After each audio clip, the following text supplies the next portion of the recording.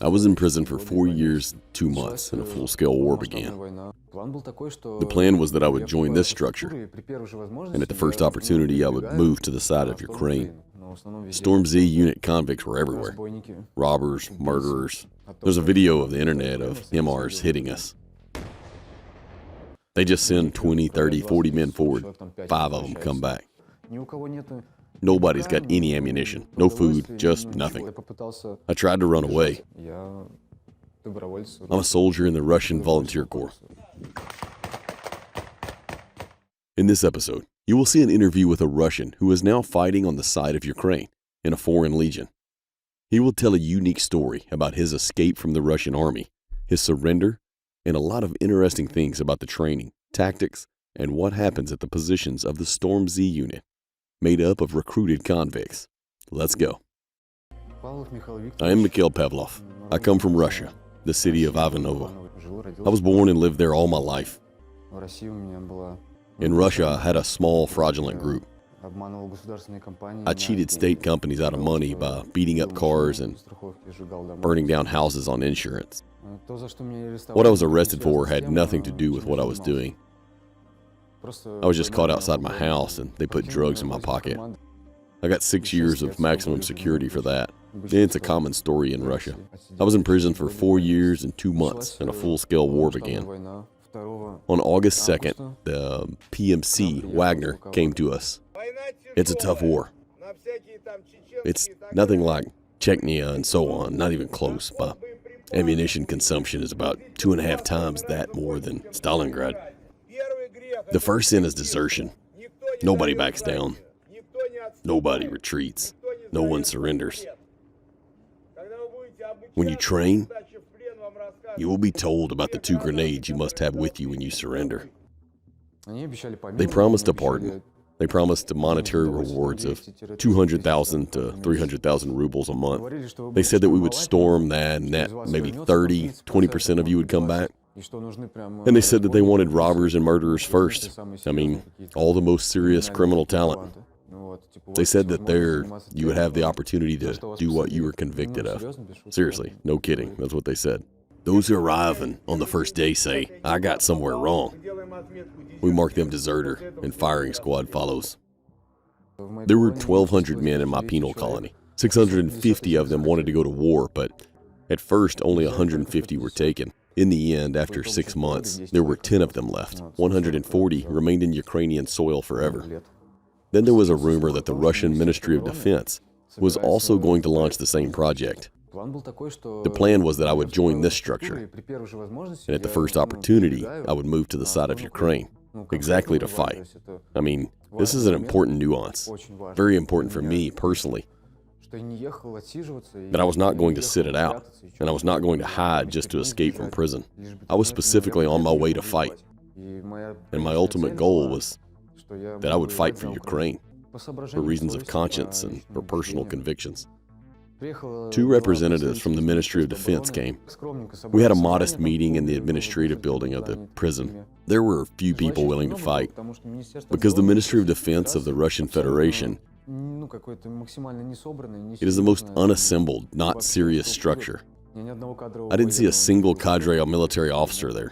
There were only ex-cons there, right up to the company commanders and even battalion commanders, right up to them. They just came in on May 3, and they loaded us all into trucks and took us away. And that was it. No words at all. That's how I ended up in the Storm Z unit of the Russian Ministry of Defense.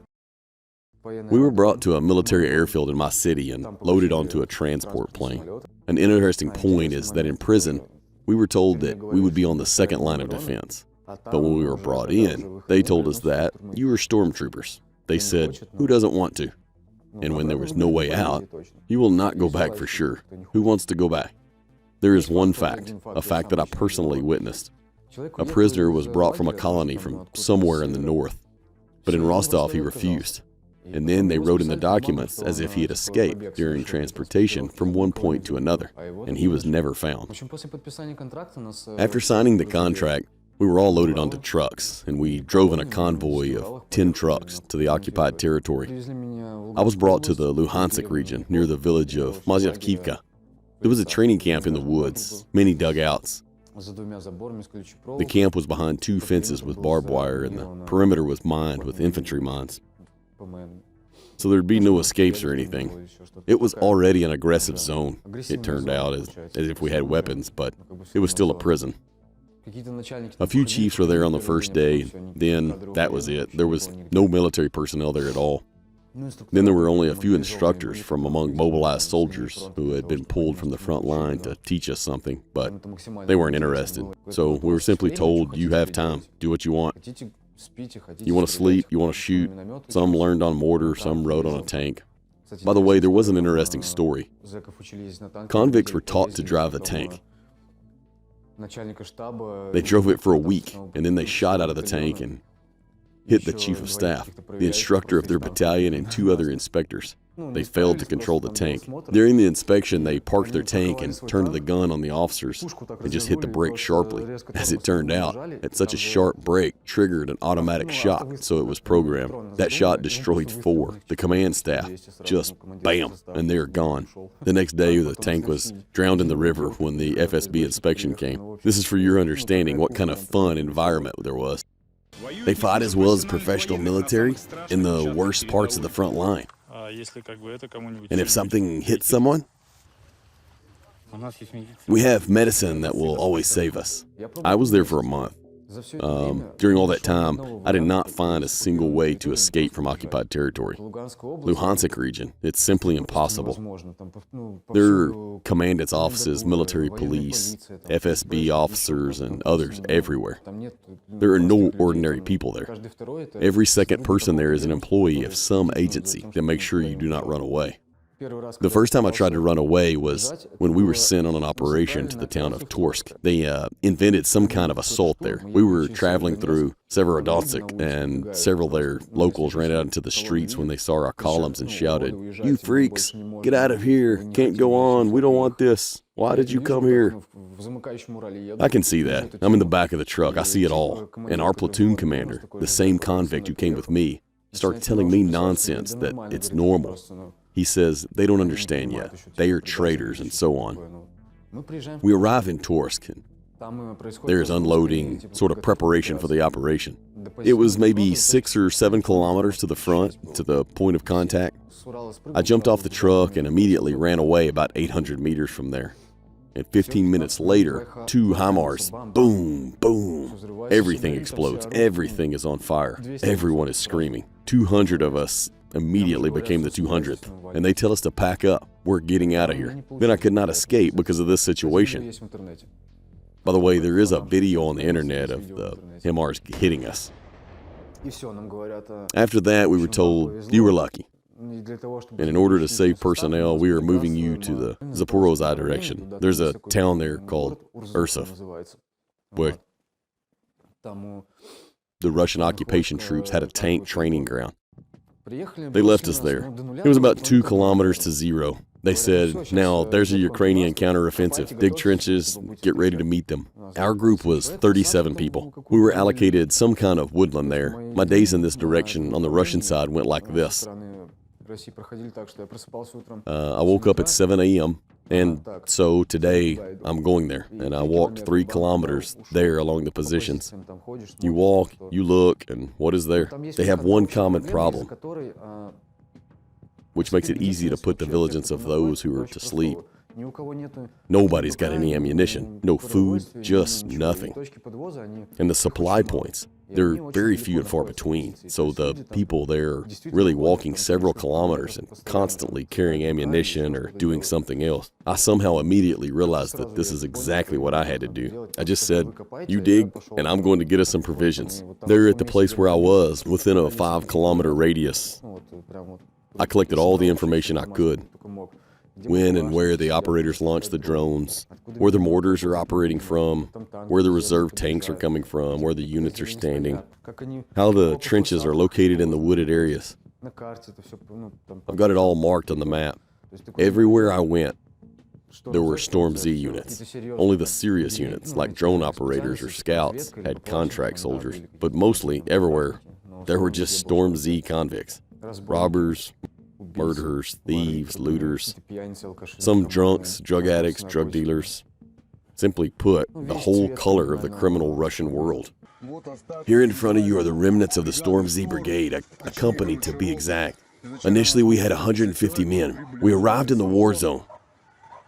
After the fierce fighting, after everything we saw, here are the remnants of the boys that remained. On the front line, where we were not supplied with ammunition. No food, no water, no evacuation of the wounded.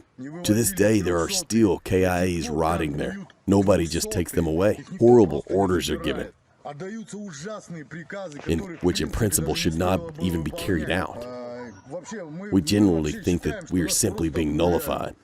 It's like we were on a combat reconnaissance, like send 40 men into an attack knowing that they will be annihilated, but find out the situation. It's a common practice for Russian commanders. They just send 20, 30, 40 men forward, 5 of them come back, and they report that this is the situation there. These people are standing there, they're shooting like this. That's it, the information is passed on. I decided it was time to make my escape, so on June 26th, I set out. I took another guy with me. I told him, let's go to Zero and see what's going on there. All day we were walking towards the front line and it was getting dark. I told him, here is a wooded area and there are some abandoned trenches. Let's spend the night here and then go in the morning. During that night, while we were waiting it out, the AFU came up and ambushed us in this wooded area. They reduced the distance from 1 kilometer to 200 meters. And the guys just jumped out of the bushes sharply, and I thought, wow, that was fast. I said, that's it. I've come to surrender. It's okay. I dropped the machine gun and said, I've got a lot of useful information for you. Do whatever you want. They said, okay, let's get out of here. While they were packing us, a Russian drone spotted us. They saw we were surrendering, and Russians started shelling us. They didn't wrap my eyes, nothing. They said, we don't believe you, of course, but we'll get out of here now, and we'll sort it out on the spot. They calling me simply a prisoner. That is, those people who are at the front, they will understand what I was talking about. They just took me out of that position and really evacuated me. A few months later,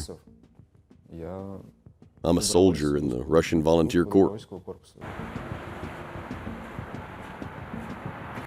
Immediately that I wanted to go to the RVC because I found out about them when I was in the occupied territory in a training camp. They had a very sensational and interesting operation in Belgorod, and I realized that I had to go to them. Get the grenades ready. Go over there. Don't crowd. Move forward.